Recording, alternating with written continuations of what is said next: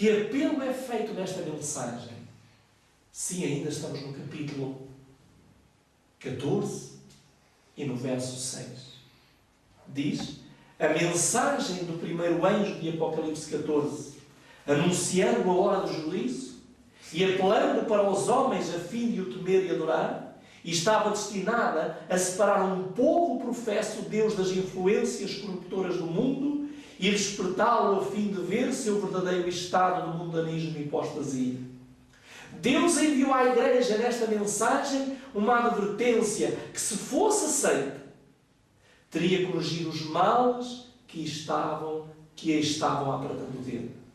Houvessem os homens recebido a mensagem do céu, humilhado o coração perante o Senhor, buscando com sinceridade o preparo para estar em pé em sua presença, o Espírito e o poder de Deus ter-se aí manifestado entre eles. Porquê é que Deus enviou esta mensagem?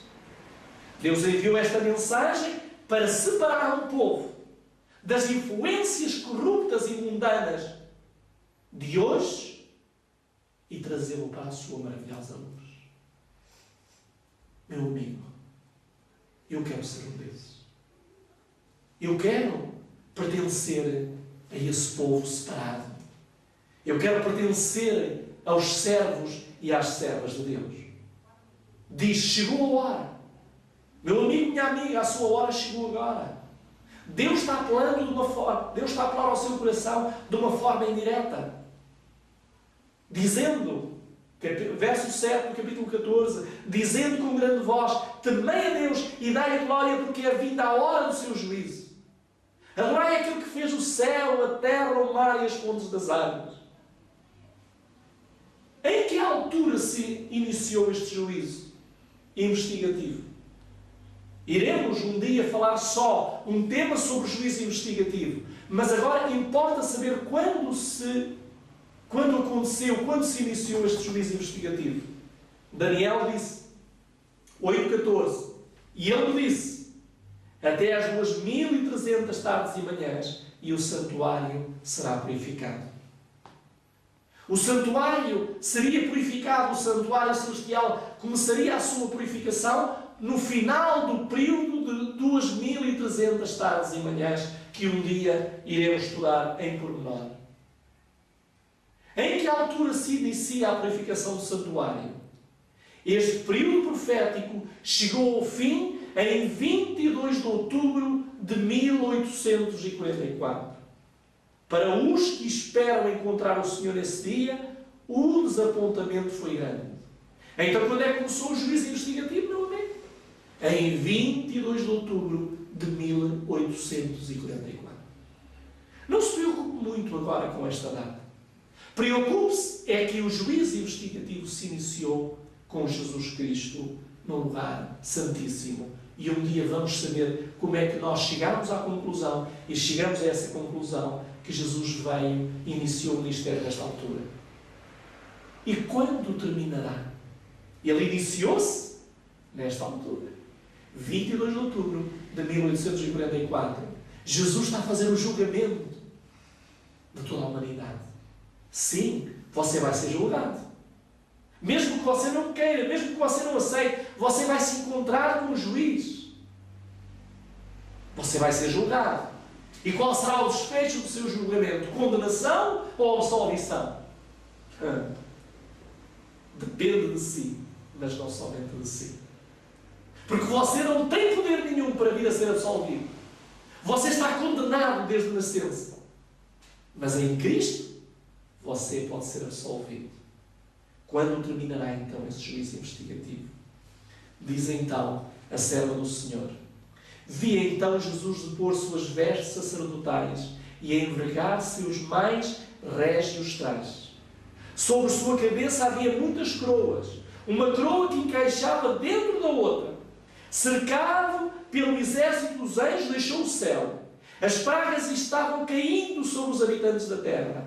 Alguns acusavam a Deus e o amaldiçoavam. Outros precipitavam-se para o povo de Deus e pediam que lhes ensinasse como escapar dos seus juízos. Mas os santos nada podiam fazer por eles.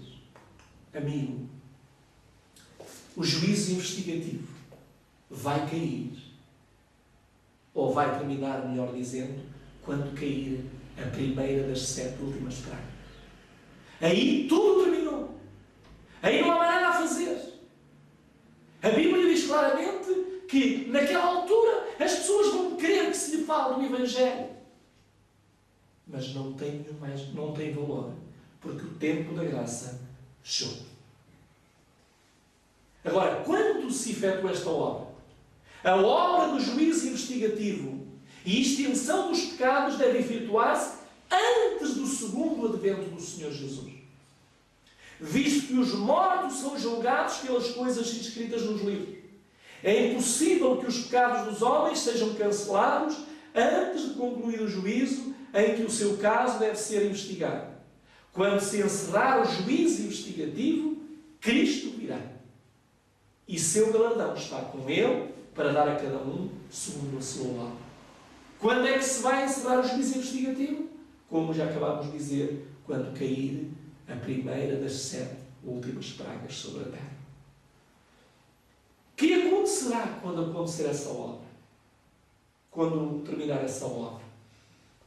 Ao encerrar-se a obra do juízo investigativo, o destino de todos terá sido cedido para a vida ou para a morte. O tempo de graça terminará pouco antes do aparecimento do Senhor nas nuvens do céu. Perigosa é a condição dos que, cansando de se vigiar, volvem-se para as atrações do mundo. Enquanto o homem de negócios se acha absorvido na perseguição do ganho, enquanto o amante dos prazeres busca a satisfação, enquanto a filha da moda prepara os seus adornos, talvez naquela hora, o juízo de toda a terra pronuncia a sentença: pesado fostes na balança e fostes deixado em falta. A vida vai continuar. E nós pensamos que a nossa vida ainda tem muito tempo. Mas, meu amigo, o nosso tempo pode estar a terminar a qualquer momento. Daniel diz: eu continuei olhando, capítulo 7, verso 9 e 10. Eu continuei olhando até que foram postos os tronos, e um ancião de dias se assentou. A sua veste era branca como a neve, e o cabelo da sua cabeça como a pura lã. E seu trono era de chama de fogo, e as suas rodas de fogo ardente. Um rio de fogo manava e saía diante dele. Milhares de milhares o serviam, e milhões de milhões assistiam diante dele. Assentou-se o juízo e abriram-se os livros. Aqui, a Daniel é-lhe dado o privilégio de ver um acontecimento que estava ainda no futuro. Ele vê o tribunal abrir-se, o juiz sentar-se, os jurados, e então iniciar-se este julgamento. Onde temos que comparecer um dia, meu amigo? Abra a sua Bíblia em 2 Coríntios, capítulo 5, verso 10. Diz o seguinte: porque todos devemos comparecer ante o tribunal de Cristo, para que cada um receba segundo o que tiver feito por meio do corpo, ou bem ou mal. Quantos é que diz? Todos devemos comparecer perante o tribunal de Cristo. Você pensa que vai escapar? Não. Nem você, nem este miserável servo vai escapar a esse julgamento. Todos vamos comparecer diante do tribunal de Cristo. Só que a diferença vai ser o final do julgamento para cada um de nós. Enquanto uns vão ser condenados eternamente, outros vão ser absolvidos para sempre. Seja Deus louvado na decisão. Agora, quem vai representar o pecador arrependido? Sim, porque todos nós somos pecadores. Mas quem é que vai representar o pecador arrependido? Aquele que fez coisas mais bárbaras. Lembre-se daquele ladrão que estava na cruz. Ele fez coisas horríveis. Pode imaginar tudo aquilo que foi feito por outros homens. Mas quem é que vai representar o pecador arrependido? Leia comigo. Hebreus 9, 24 e 25. Diz: porque Cristo não entrou num santuário feito por mãos, figura do verdadeiro, porém no mesmo céu, para agora comparecer por nós perante a face de Deus. Glória a Deus! Que alegria me é dada saber que Jesus Cristo vai comparecer. Quando no julgamento da minha pessoa o meu nome for mencionado e disser Manuel Fernandes, Jesus Cristo vai dizer: pronto! E o Pai vai dizer: mas tu não és Manuel Fernandes, eu conheço esse miserável, eu conheço tudo o que ele fez na terra, lá em baixo, eu sei os pecados que ele fez, a violação da lei, quantas vezes violou a minha lei. E Jesus dirá: é verdade. É verdade, Pai. Ele fez tudo isso. Eu não posso negar essas evidências. Mas não esqueças, Pai, Ele me aceitou. Ele aceitou-me como seu Salvador. Ele aceitou a minha justiça e eu aceitei a sua condenação. Agora, Pai, o meu sangue, Pai, o meu sangue, e aquilo que você merece, aquilo que este servo miserável merece, vai cair sobre Jesus. Já caiu quando Ele morre no Calvário. E quando Ele disse: está feito, está consumado. E agora sabe o que é que eu vou ouvir? Jesus vai ser tratado, ou foi tratado como eu merecia, para eu ser tratado como Ele merece. Que privilégio!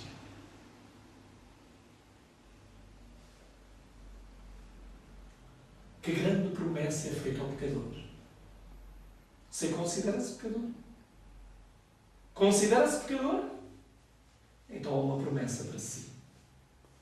Mesmo que você não se considere pecador, você é.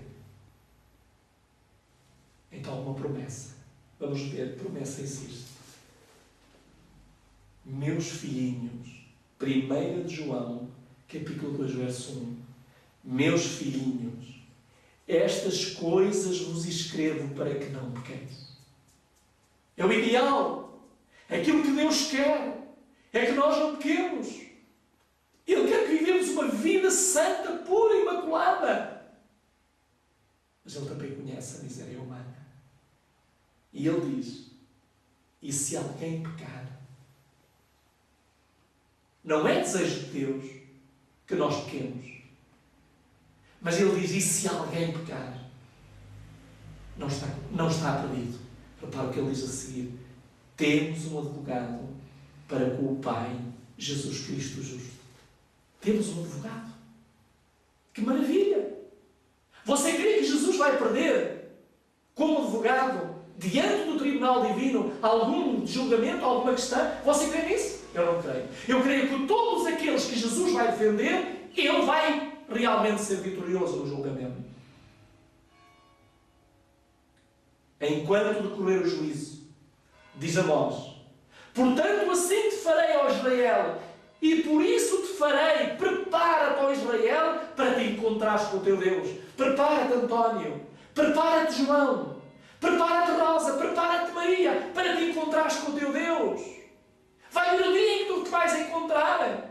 Prepara-te, jovem. Prepara-te, criança. Prepara-te para te encontrares com o teu Deus. Como é que vai ser o encontro? Tu não sabes o dia, mas esse dia vai chegar. Como se devem encontrar os que vão ser selados? Sim. Aqueles que vão passar, aqueles que vão ser julgados no tribunal de Deus e que vão ser absolvidos, eles vão ser selados, vai ser colocado na sua testa um selo do Deus vivo. Note o que nos é dito. Muitos não compreendem o que deve ser a fim de viverem à vista do Senhor sem o sumo sacerdote no santuário durante o tempo da angústia. Os que hão de receber o selo de Deus vivo e ser protegidos no tempo da angústia devem refletir completamente a imagem de Jesus. Quer ser selado? Então lute com Deus, com as suas forças, com as forças de Deus, para que você atinja este patamar, este ideal de vida, ser semelhante a Jesus Cristo.